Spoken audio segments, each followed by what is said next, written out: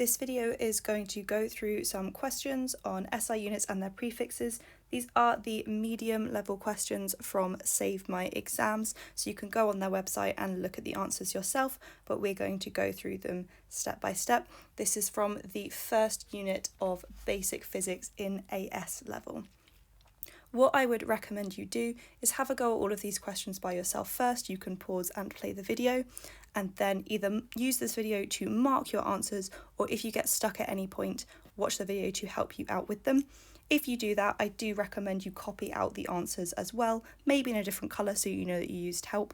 Even just copying out this entire booklet from this video will help you with your work and with your revision.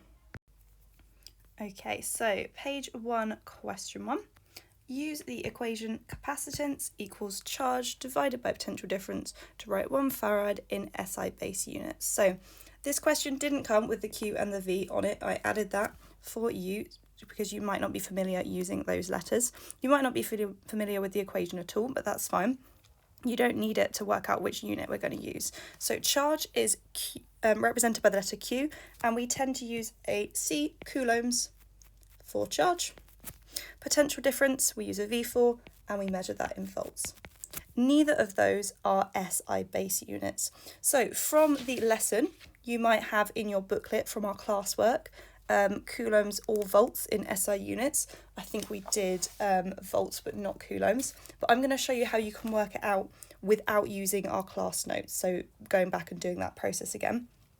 So what we're going to do is we're going to start with our first mark is going to be getting charge into SI base units. So you're going to have a look on your equation sheet. It's going to be on page 2 of your data booklet, and you're going to look for any equation which has a Q in it but also has some SI base units in it. So the one that we're going to use is I equals delta Q divided by delta T.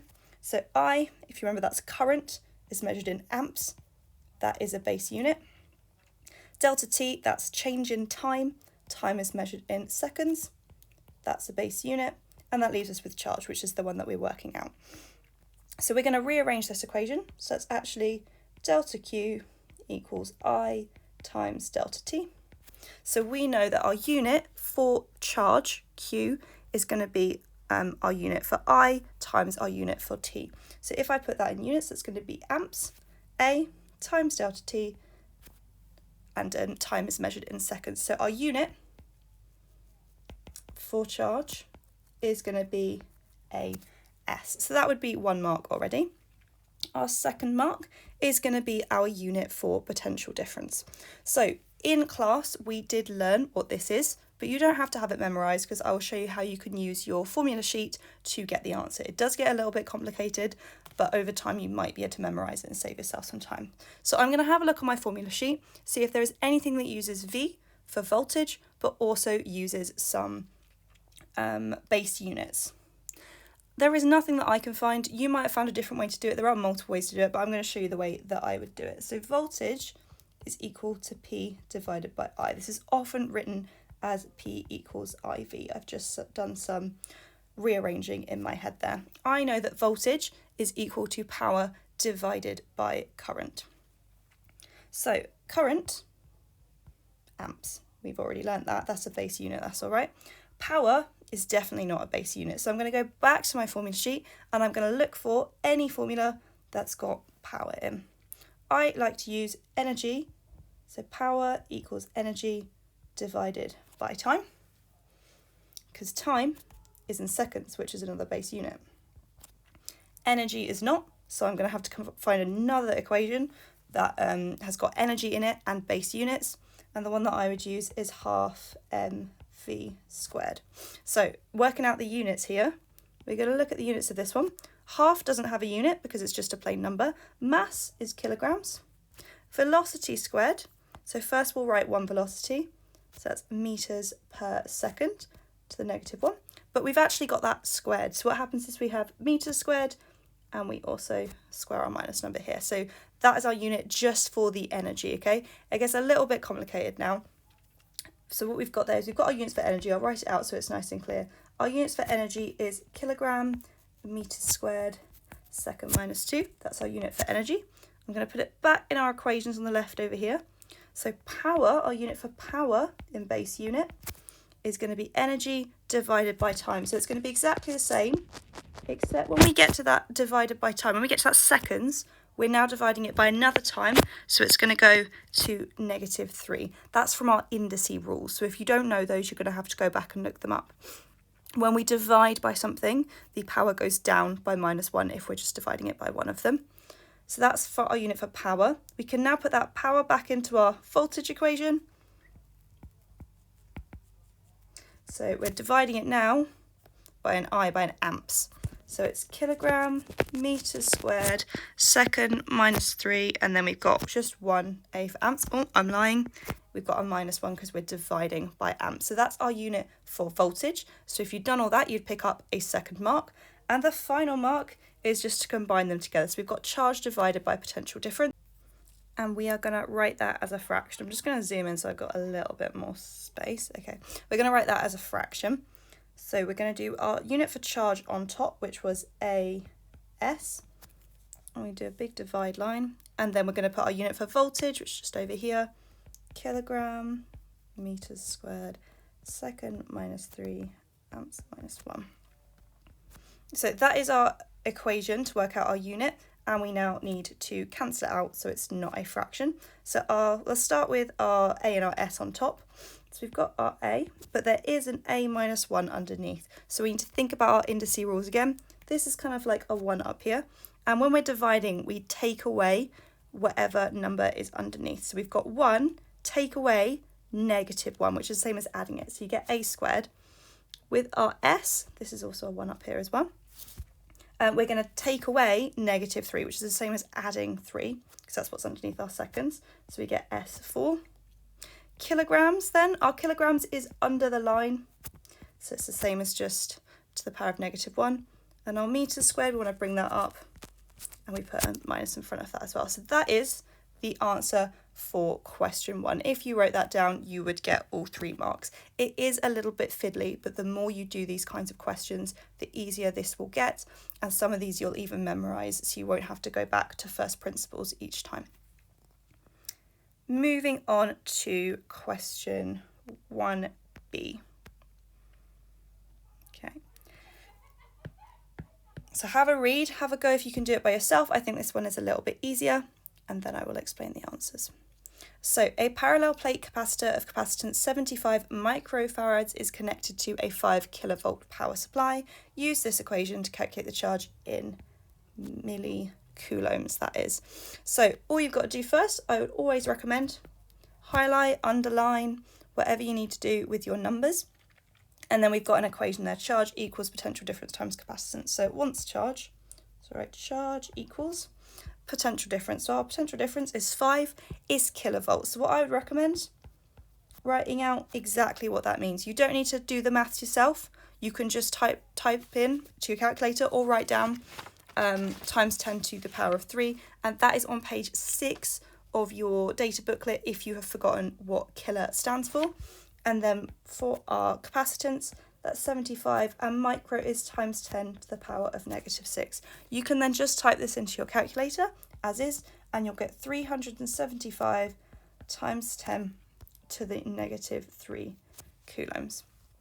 So you may already know that that is the same as 375 microcoulombs. If you get anything else coming up on your screen, if you use this eng button, it's just above the 8 on my calculator.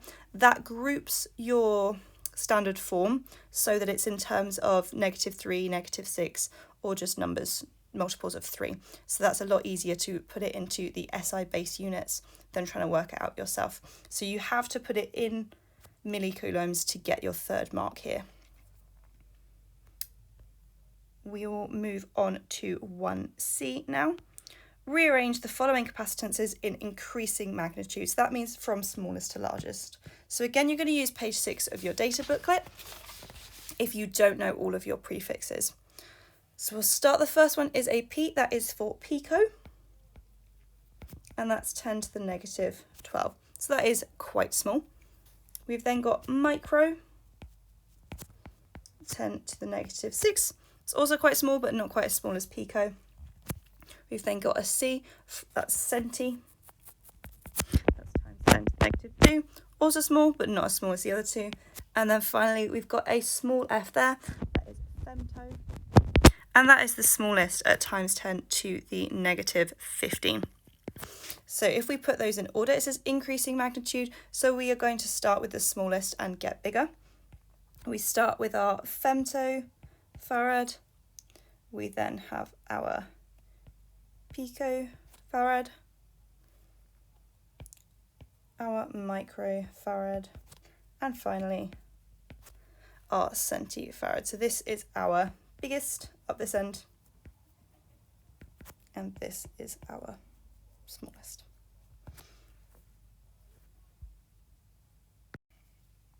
So on to the next page, question 1D. Estimate the current through a 1800 watt kettle connected to a UK main supply using the equation power equals potential difference times current. And the UK main supply is 230 volts. We did do this quite a lot in year 10 GCSE, but that was a while ago now. So we're going to rearrange our equation to find current. So current is going to be equal to power divided by our potential difference. If you don't know how I got that, you might want to watch a few videos and spend a bit of time recapping how we rearrange an equation, because there's a lot of rearranging equations in this topic and just in A-level physics in general. We are now going to pop our numbers into that. So we've got 1800 watts, that's our power, and our potential difference is 230 volts. Just type that into your calculator. 1800 divided by 230, and you will get 7.8, and it is current, so we're measuring that in amps. Okay, on to question 2A. Convert the following measurements into standard form. So our first one is for 40,000 kilojoules, and this is in joules as well, so we need to be aware of that. So the first thing that I'm going to do is take that out of kilojoules just into joules form. So we've got 1, 2, 3, and an extra 3 noughts on the end to put that into joules, because kilo is times 10 to the 3, so that's 3 extra zeros. And then because we want it in standard form, when we have standard form, you have one number before the decimal dot. So I'm going to put my decimal dot in. So I know that I'm going to have 4.0. And then I'm going to count. We're going to have times 10 to the power of something. I'm going to count how many numbers are going to be in my power. So we go 1, 2, 3, 4, 5, 6, 7. So it's going to be times 10 to the 7. So that means the number 4 times 10, 7 times. So number 4 with 7 zeros on the end. Our next one, 0.23 gigawatts. So if I have a look at my formula sheet, a gigawatt is times 10 to the power of 9. So 0.23 times 10 to the power of 9. You might already be able to see there is a shorter way of doing this. We could just put that into standard form straight from that without expanding it out and then making it back smaller again. I'll show you both ways. So immediately looking at that, I know that it's going to be 2.3 times 10 to the power of something. That at the moment is times 10 to the power of 9. If I move my decimal point 1 that way, I know that it is going to be times 10 to the power of 8, which is the answer. If you understood that, great. If not, don't worry, I will explain it the same way that we did the last one. So we've got our 0.23 times 10 to the power of 9. If you type that into your calculator, you are going to get 23 with 1, 2, 3, 4, 5, 6, 7. 7 zeros after it. 1, 2, 3, 4, 5, 6, 7. We then put our decimal point in here as we know it's meant to go. 1, 2, 3, 4, 5, 6, 7, 8. And it is 8 spaces. We need to move that decimal point to get it into standard form. So our next one, 1.15, is an FM, and the F is femto, so that's times 10 to the negative 15, 1.15. So here we have already got it in standard form. However, quite often for standard form, we only have one decimal place after the decimal point. So for this one, it's asking you just to round to 1.2 times 10 to the negative 15. That actually does change with each question. So I'd say for that one, it would still be a correct answer, even if you just wrote 1.15 times 10 to the negative 15. It really depends which question you're asking and how precise that they want the number. For our final question here, 72.6 picocoulombs. So we can have a look at our formula sheet. A pico is times 10 to the negative 12. So it's 72.6 times 10 to the negative 12. So if I put that in standard form, it's going to be 7.26 or 7.3 if we're just having one decimal place, times 10. And then we've got to work out to what number. It's got to move one that way, so it is going to be to the negative 11. If you don't understand that, same as before, you can just write that out in full. I'm not going to do that because it's going to take a lot of space on my paper, but you can do your 726, type it into your calculator if you're unsure, write the amount of zeros that you need, and then do this method, counting up each one until you work out that you're going to need 11. Okay, moving on to the final question on this page, 2b. X-rays from a pulsar travel at the speed of light and are detected on Earth with a wavelength of 5 nanometers. Use an appropriate equation to calculate the frequency of the X-rays in terahertz. So as I've put in the hint, first thing that I would do, use page 1 to find the speed of light. So we use a c for the speed of light, and it is 3 times 10 to the 8 meters per second. So as I said in the lesson, we tend to use meters per second like this instead of like this when we get to A level, because it's easier when we're simplifying down our units later. So that's the speed of light. We've then also got this, 5 nanometers, and that is our wavelength. This is the sign for wavelength, if you have forgotten. You do need to get a bit better at memorizing which letters and which symbols we use for things, because the formula sheet that you are given in your AS level exam does not have the full word explaining what every symbol means. But that one is wavelength, and a nanometer is 5 times 10 to the negative 9 meters. Again, you can check page 6 of your data booklet if you've forgotten what the N stands for. So that's the information we've got. And the question wants the frequency. So you're now going to look page 2 of your data booklet to find an equation that links them together, or you may have it memorized from when we did it at GCSE.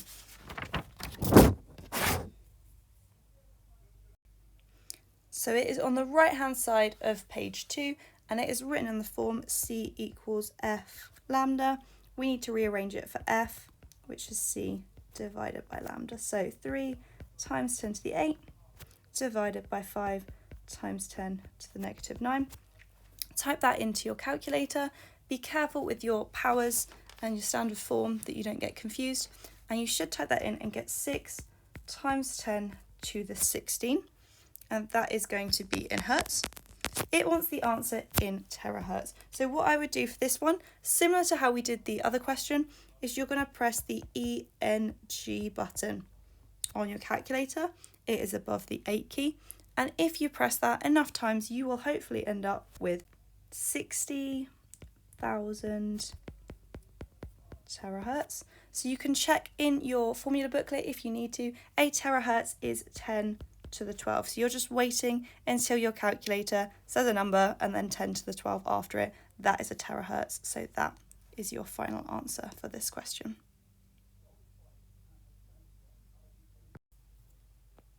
Okay, on to question 2C. X-rays from the nearest pulsar take 8.82 gigaseconds to travel to Earth. Calculate the time it takes in seconds. This one is a nice easy question. It's just checking that you know what giga means, and you don't have to have that memorized. It is on your formula sheet. So all you're going to do is you're going to check your formula sheet, and it is times 10 to the 9. And you can type that into your calculator so you can get it as a full number, or you just write it like this. 8.82 times 10 to the 9 seconds. That's your 1 mark. Question 2D. Show the distance is around 280 light years. So I've given you a light year here. That is not one that you need to know at the moment, although you should be vaguely aware of how you could calculate it if you needed to. So we are going to use the equation speed equals distance divided by time. I haven't actually checked if that one is on your formula sheet because it is one that you should know by now.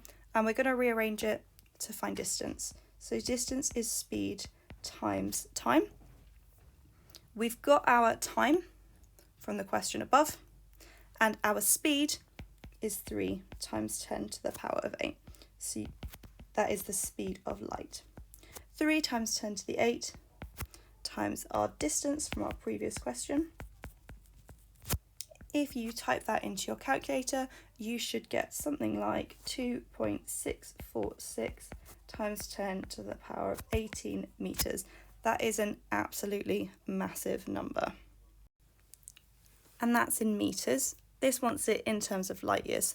So to work out, to get that final mark, to work out if it is exactly 280 light years, all we have to do with this distance is divide it by a light year. So I'm going to take my answer, 2.646 times 10 to the 18, divide it by the number that I've got for my light year, and you get an answer which is very close to 280.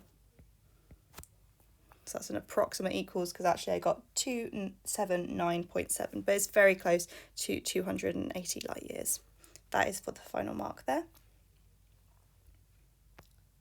Question 3a, use the hydrostatic pressure equation to write pascals in SI base units. So I've told you which one the hydrostatic pressure equation is. I'm not expecting you to know that. And together we'll work out which units each of these needs to get it all into SI base units. So we've got pressure equals density times gravitational field strength times height. I've used a star instead of an X, so it's clear that I mean a times. It can get a bit confusing using all these letters. So first of all, we've got density. We use a rho for density. It's kind of like a slightly slanted P. And our unit for that, you might want to look up the equation if you've forgotten, because the equation is mass divided by volume. So our unit is kilogram divided by volume is going to be meters cubed. So it's kilogram meters -3. So that's our unit for density. Gravitational field strength is a G. On our data sheet, in our data booklet, page 1, that's actually a constant that we're given, if you have forgotten. But G is the gravitational field strength. It's also sometimes called the acceleration due to gravity, and it is in meters per second -2, the same as acceleration.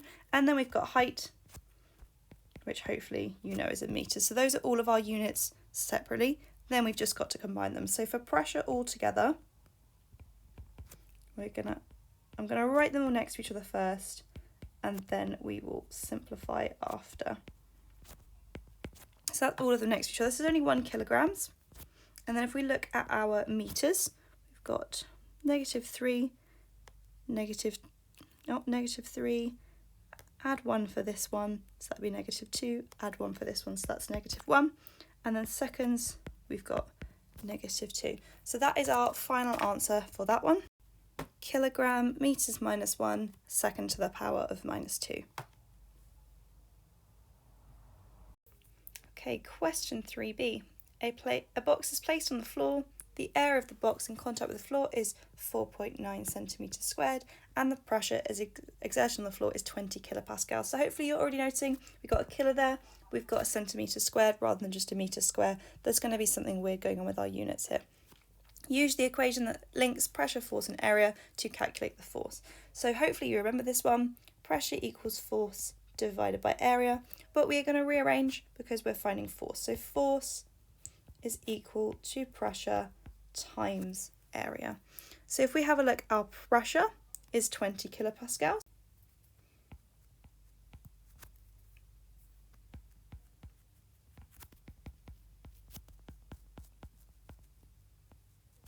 So when we've got a kilopascals, we just times 10 to the power of 3, so that's 20 times 10 to the 3 pascals. And if we look at our area, so it is 4.9 centimeters squared. So we need to convert that into meters squared.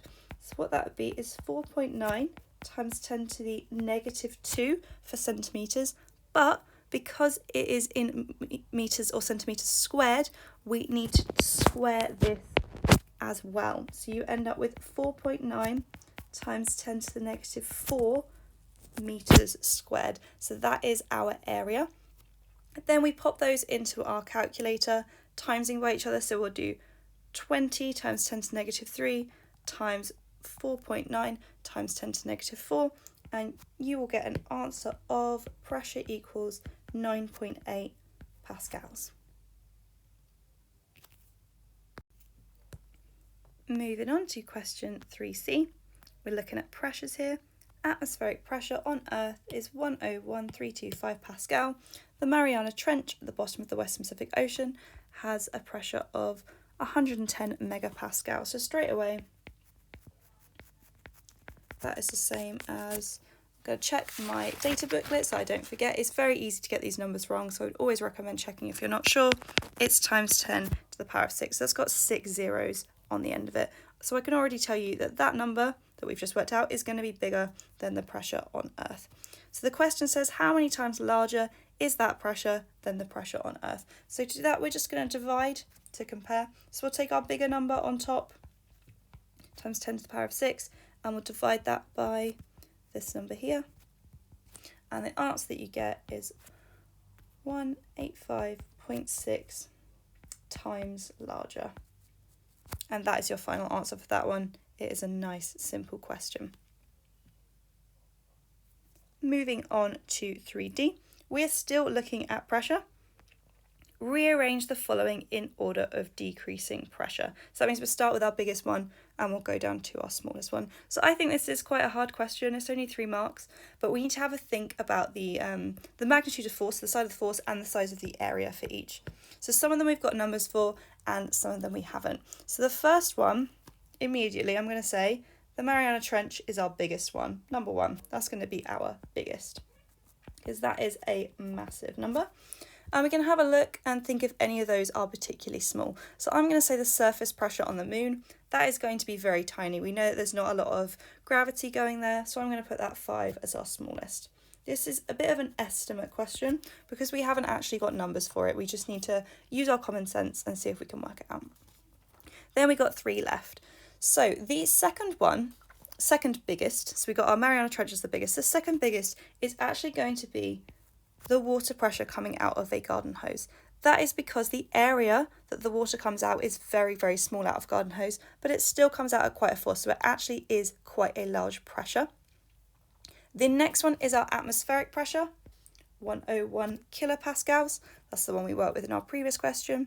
And then for atmospheric pressure at Mount Everest, that is going to be lower than the pressure at sea level because as you go up, the pressure decreases, but it is still going to be more than the surface pressure on the moon.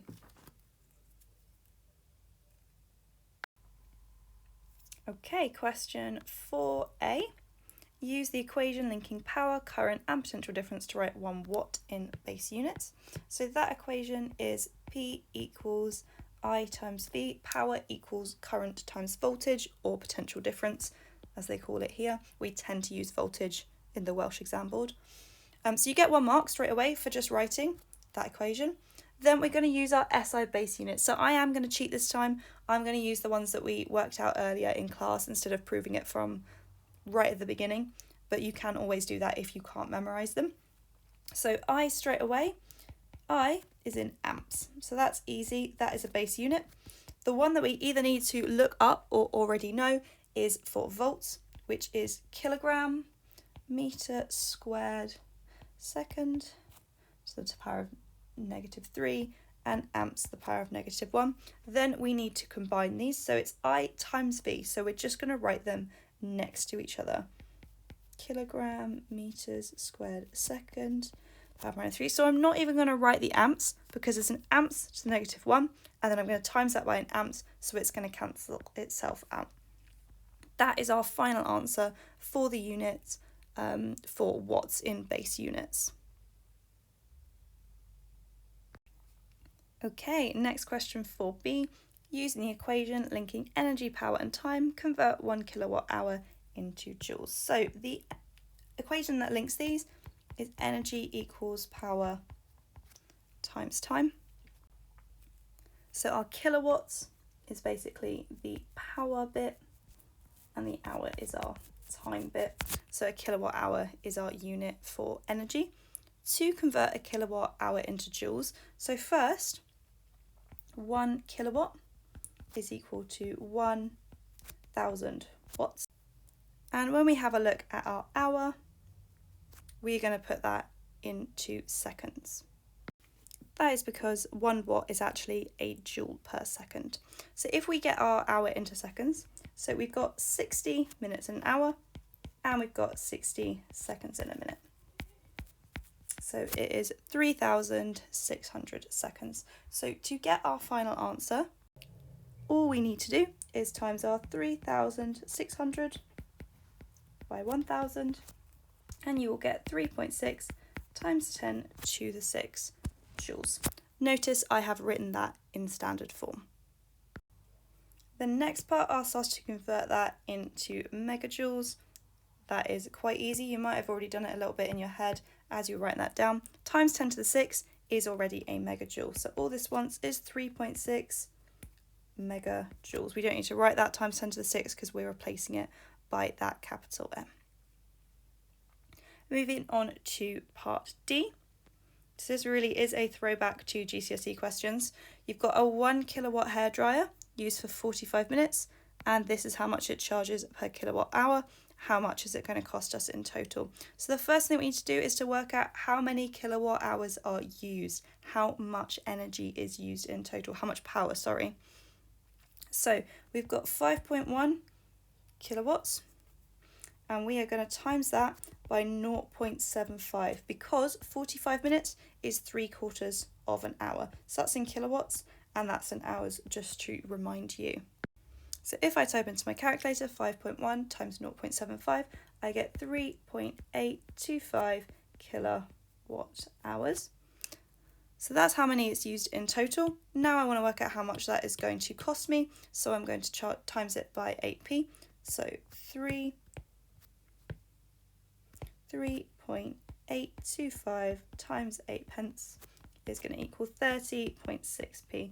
The question does ask for it in pounds, however, so we are going to say 0.31. I'm going to round up 0.31 pounds, and that is your final answer for all 4 marks. On to our final page and last set of questions, question 5. So first one, use the equation linking force, momentum and time to write 1 Newton in SI units. So force is equal to the change in momentum over time. When we are looking at units, we don't need to worry too much about that sign there, that triangle, that's a delta for change in. It doesn't change our units. And momentum, I probably should have written that as a capital M instead, is actually mass times velocity. So this one's a really easy one to write in standard units because we've got kilograms for our mass, times it by our velocity, which is meters per second, and then we divide it by another second. So you get kilogram meters second to the power of -2, and that is equal to 1 Newton. That's your final answer for that. Next question is asking us about a rocket. So to leave Earth, a rocket must travel at 8 kilometers per second. There's a kilometer in there, keep an eye on the units. Calculate the thrust. So thrust here just means force, which ejects 2.3 times 10 to the 4 kilograms of gas per second in meganewtons. Show all your working clearly.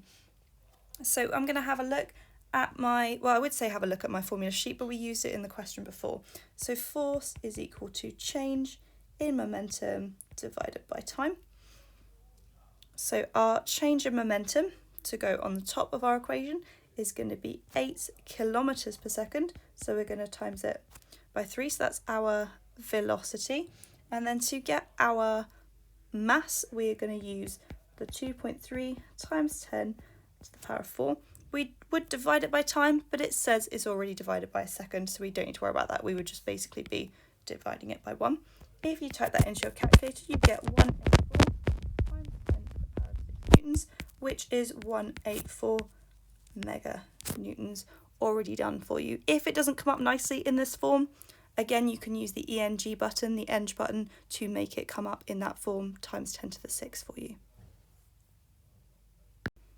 Okay, question 5C. A rocket can hold 20,000 kilograms of material. Calculate how many rockets would be needed to deliver 60 tons of material. So a ton is 1,000 kilograms. So what you would need to do here is 60 times 10 to the 3 divided by this to work out that you would need 3 rockets. It's quite a simple question, but you might not know what a ton is, so I'll make sure to put that in the notes of your question so that you've got it.